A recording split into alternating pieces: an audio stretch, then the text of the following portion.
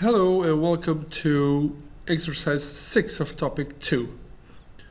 In this exercise, we need to read an integer as input, and then we have to decide if the number has only 2 digits, so if it's a 2-digit number, we have to print the number again, but with the digits swapped. Otherwise, if the number is a 1-digit number or a 3 or more digit number, we just print it as is. And we have to preserve the sign of the number. So meaning that if I get the program gets a negative number, we have to print it as negative. So even though we swap digits in a 2-digit number, if it's negative, we should print the negative. So minus 35 should become minus 53. So some examples: 1, 2, 3, 4. So 1234 just is left B. Same with the negative. Minus 4 is left B, 6 as well, but 34 is 43. Minus 12 becomes minus 21. And then this is a big clue into solving the exercise. Minus 70 doesn't become minus 0.7, but it's actually a number, so it's minus 7. So the leading zero is just dropped. Why is this important? Because it's a hint towards the fact that we should stay in the domain of numbers. And a lot of programmers would solve this by going to the domain of strings, because you can easily reverse a string. Most languages have built-in functions to reverse a string. But of course, this exercise is set up to give you troubles if you try this through strings, because 70 would become 0.7. And of course, you can get it back to fixed, and then the leading zero would be gone probably, and so on. But we're going to play it by the rules, and we're going to just stick to the domain of numbers. What do we have? Non-functional requirement. So the input is a number. Do not try to convert it to a string. That's what I just explained. And then a hint. The integer division doesn't exist as is in JavaScript. So there's no special operator to have integer division, meaning 7 divided by 3 would be 2. So it's a kind of a cut-off version, because 7 divided by 3 gives you 2 times 3 and a remainder of 1. Some programming languages have special operators to give you, well, and we have in JavaScript also the remainder operator, so percentage sign. Most languages have this, but you also have in a lot of languages the counterpart that gives you the integer division, meaning if you divide 7 by 3, you get through the remainder operator 1, but you can also get to the 2 by some special operator. We don't have it in JavaScript, so what we need to do is just use a real division or a floating point division, which gives us a decimal fraction, and then floor it with a new function that's being thrown in here, math.floor. And math.floor just cuts off anything that's fractional as a part of the number. So 123.4 would just become 123. Let's do this. What we need is, I'm going to collapse this for a moment. What we need to do is take in a number first. So let's read a number. Well, I can have it as a let, because perhaps we will change the actual number, okay, in the same variable. So let's take in a number, and that's of course parse int of whatever is read from the keyboard. Whoops. So there we go. And now I have to decide if this number is, well, a 2-digit number or not. And I could easily do it like this.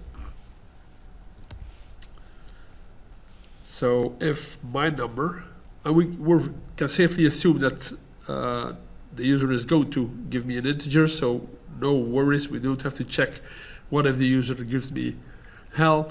But if this number is between 10 included and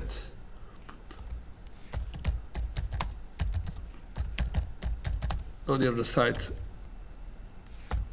99 included, so between 10 and 99 both included, then we have a 2-digit number. But this can also be a negative number, so we have to do this again for the negative domain as well. So I could do it like this and give an OR, and I'm going to explain in just a minute. Let me just quickly write it down. So minus 99 and minus 10. So what we have here is, if the number is between minus 99 and minus 10, both included, or the number is between 10 and 99, then I have a 2-digit number. Okay. So in this case, handle 2-digit numbers. Okay. In the else case, it's pretty easy. The only thing we need to do is just, well, print the number.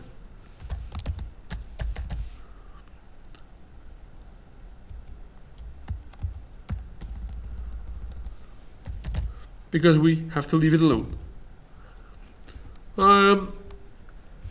Well now, how to handle a 2-digit number? Let's first take the happy path in just one case, and that's where we have a positive number. Then we have to, let's suppose we have, as an example, somebody giving me 13, then it should be turned into 31. So the question is how to extract the 3 and the 1 from 13. And I can easily do that with some arithmetic. So we're not going to handle this with string operations. So I'm going to have my ones, meaning the 3, okay? That's how many ones I have in the number. That would be the number.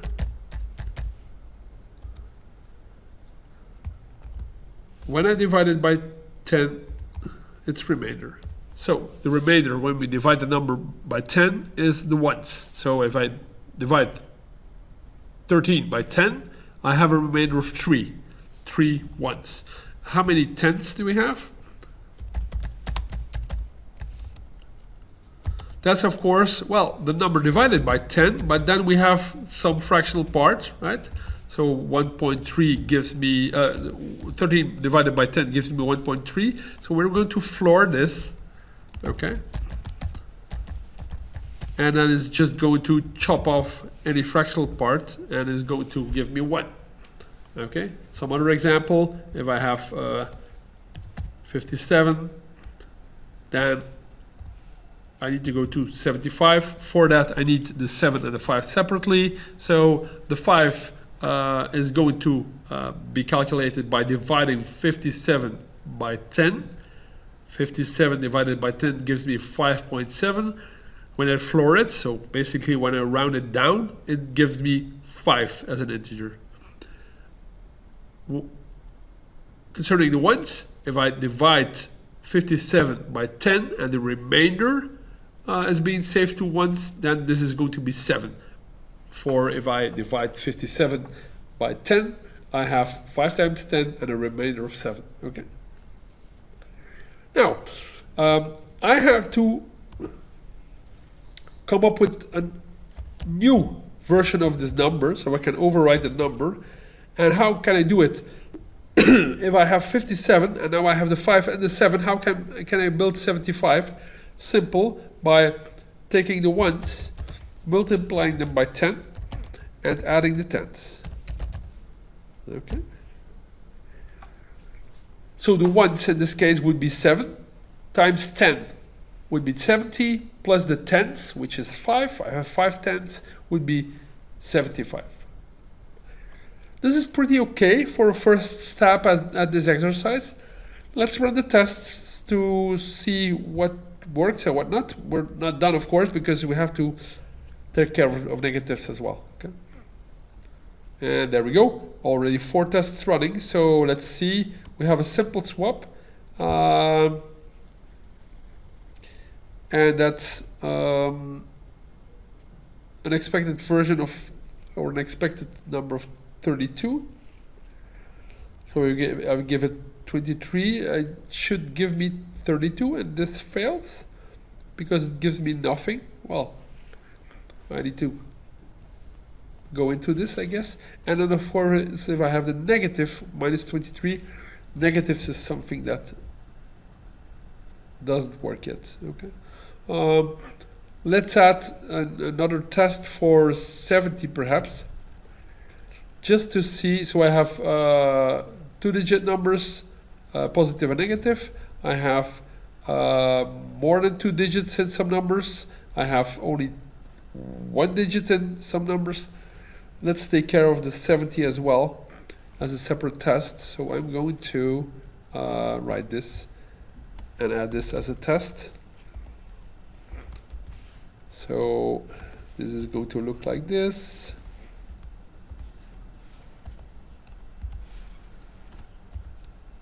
Whoops, nope. Let's try again. So this is no leading zeros. Okay. No, like this. So I'm going to do what? I'm going to have an integer input of 70, and this should give me 7, not of course 0, 7. And I can do the negative as well. So let's add the negative as well. Okay. Giving me a hard time just lining this baby. So no leading zeros, negative case, I could say. Okay.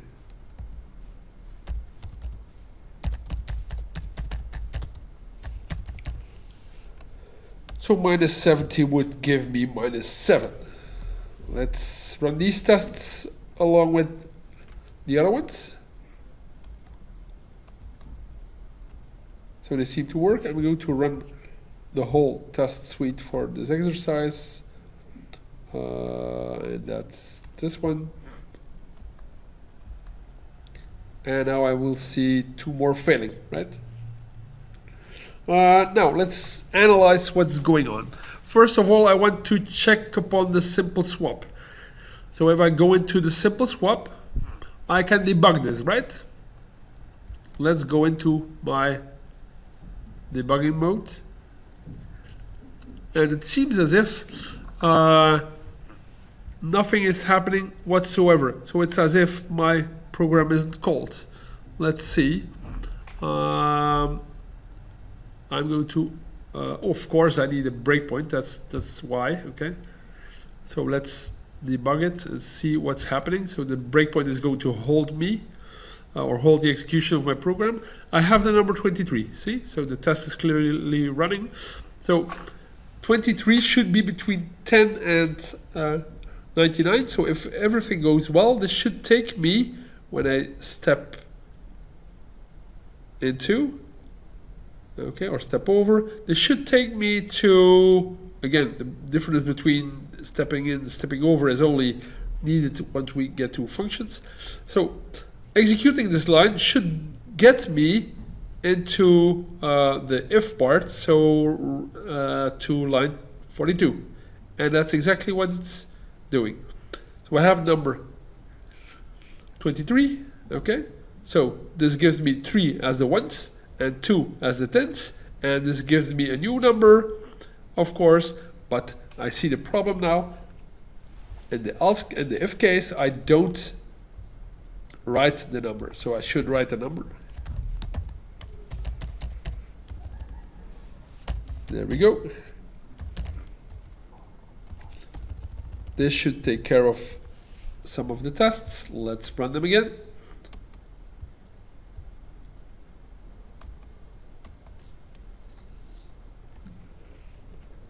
And now we only have one case failing, so that's very nice, okay? Let's clean up a bit. I don't need the comments anymore. And of course, in the if and the else, I have both at the end an IO of right, an IO right of number. So I can take this out because it's going to happen anyway as the last statement in both if and else. So I can just as well do it after the if else. And of course, then I have an empty else, which I can just get rid of. So that's cleaning up the program, shall we? Test it again. Yes. Oh, I only have the negative swap. I should test everything. So let's do this. There we go. Looks okay. So the only thing now is seemingly something weird, a negative swap. If I give it minus 23, right? It should give me minus 32, but it gives me, my software, my program actually gives me minus 33. And that's because of the fact of how these operators work with negative numbers. So this is really nasty, okay? Let me just show you by debugging. So I'm going to go into the if immediately because I'm expecting to end up there anyway. So I'm going to just call this case now and debug it. Should take me there indeed. So I have as a number, where's my number? The number should be minus 23 indeed. So let's see what's happening if I look at the remainder of minus 23 divided by 10. So this gives me minus 3. Looks okay, except for the fact that it has a minus sign. So it's not just the digit 3, there's a minus sign. Now, minus 23 divided by 10 is going to give me minus 2.3. And I'm going to floor it, but now something strange is going to happen, I expect, because flooring means going to the next lower integer. And of course, minus 2.3, the lower integer is minus 3 and not minus 2, as you can see. Okay? Because on the numbers axis, you have, of course, minus 2 and minus 3 on the left side. Minus 2.3 is in between, but the lower one is minus 3. So minus 3 is lower than minus 2, and he's rounding down. So that's what is getting us into trouble. You could, of course, save this with saying something like, okay, I'm going to add another if just for negative cases. Okay? And in the negative cases, I could do something weird like, okay, I have minus 3, but it should be minus 2. So you can just say, what would happen if I add 1, okay? Because minus 3 then becomes minus 2.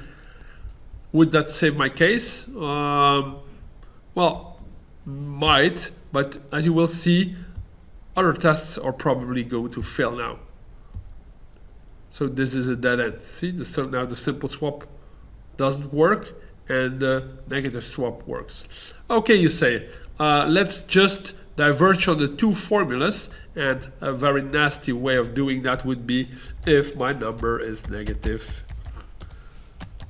I need this version, right?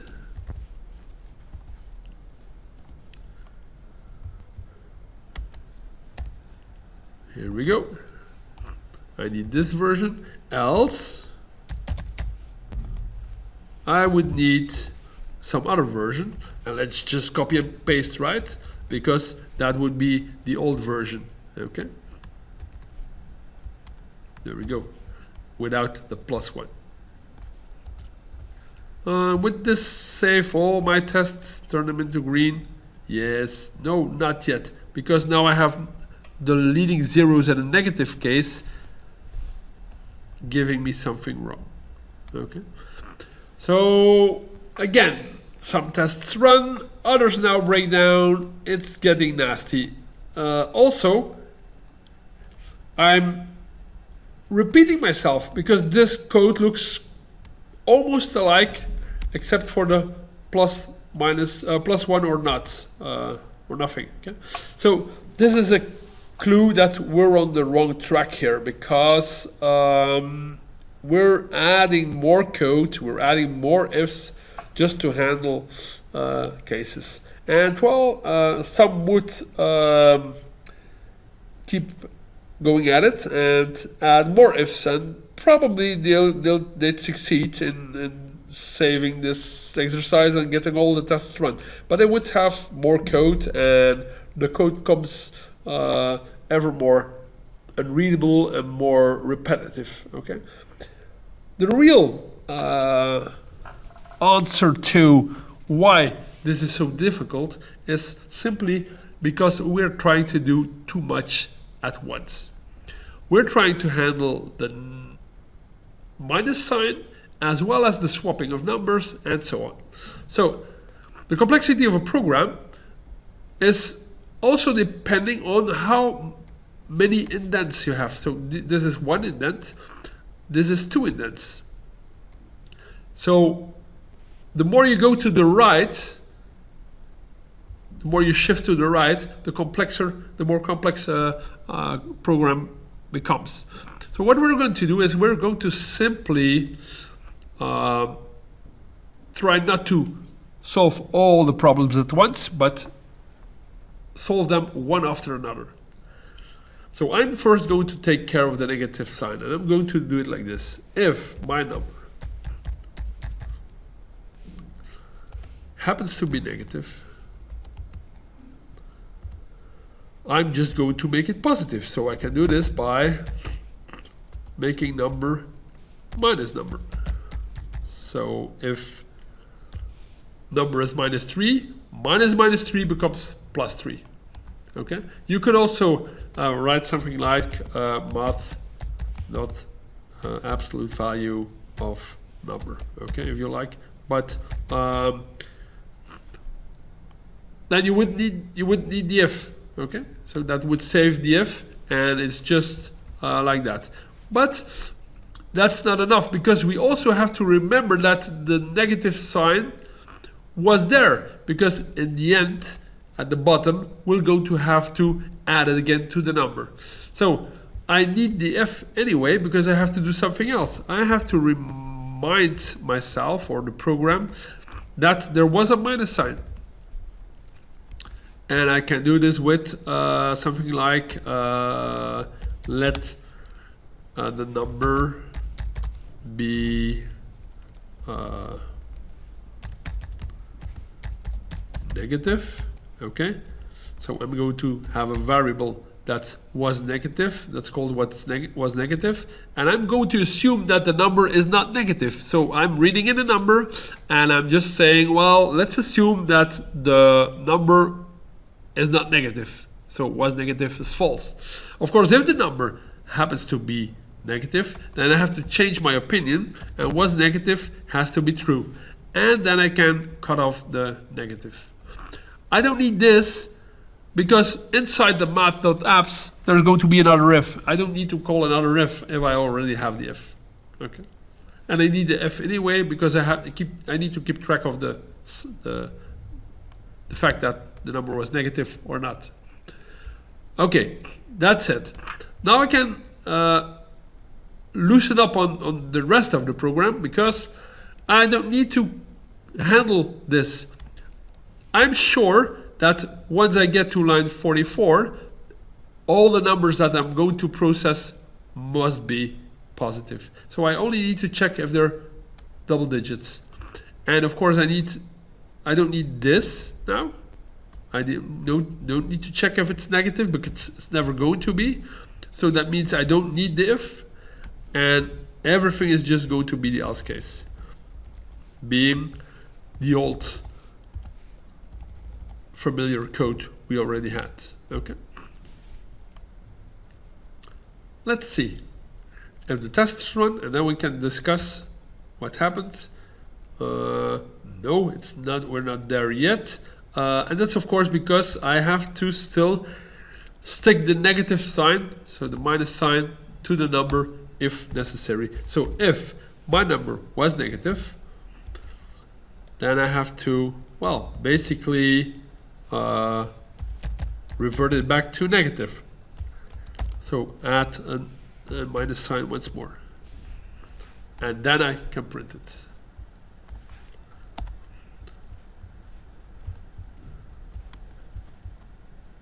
Yes, and we're there. Okay, so let's recap. What I've done is I've kind of took the problem apart into separate problems, which I solve one after another instead of all at once. First, I deal with negative signs. You could see this as a conveyor belt going from top to bottom and numbers coming in. And the first employee in the conveyor belt just chops off negatives and raises a flag to the end of the conveyor belt. So watch out, negative number was processed. Okay, going to get rid of this, and then I have to just handle the switching part, the swapping of digits if I have a 2-digit number. So if I have a 2-digit number, I will take it apart. I need the ones and the tens, and I'm going to make a new number of the bit, switching the ones and the tens. And then, of course, at the end, so that was the second employee on the conveyor belt, taking care of the number, swapping digits if necessary. And then, of course, at the end of the conveyor belt, you have one more employee looking at the flag that the first employee raised, and, well, if necessary, add a negative number. And the last employee is just going to write the number onto the console. That's it for this exercise. I'm going to take this away with one last remark. You could, as we've done, use booleans to raise flags, but in this case, because it's more of a mathematical nature or an arithmetic nature, you could also have done it like this. Instead of keeping track of the fact that it's negative or not, you could say, I'm going to keep track of the sign. And so the sign is going to be 1 or plus 1 if you want to express this. Okay? And if the number is negative or happens to be negative, then I have to, of course, chop off the negative, so the minus sign, but then the sign would be, of course, minus 1. Okay? And in the end, I don't have a flag anymore, so I have to check if the sign, well, I'm not even need to check it, because I can safely say number is going to be sign times number. Because sign is going to be 1 or minus 1, so it won't change the number, it will just change the sign if necessary. So that's a quicker solution if you are dealing with numbers. And this seems okay, right? You have a duplicate code, and that's probably because of the fact that I have done this exercise somewhere else in the same repository, so that's a don't care. Here we go. I actually expressed the fact that I am interested in the sign by writing +1. I don't need to, but I want to express this or make it explicit in my program. Okay. So takeaway for this exercise: don't try to solve problems all at once. Solve them after another, one after another. What's more, to people already having done this in the other way, with a lot of ifs inside each other, I can now isolate this as what we're going to call functions later on. And this is a function just handling negative numbers. This would be a function handling positive numbers, swapping 2 digits if they're only 2 digits. So all of these things could be taken apart much more easily than if they're one big bunch of ifs inside one another. And things like that we call spaghetti code, because of all the ifs being inside of each other, we call it spaghetti code. Okay? So we don't want spaghetti code. And that's it for this exercise.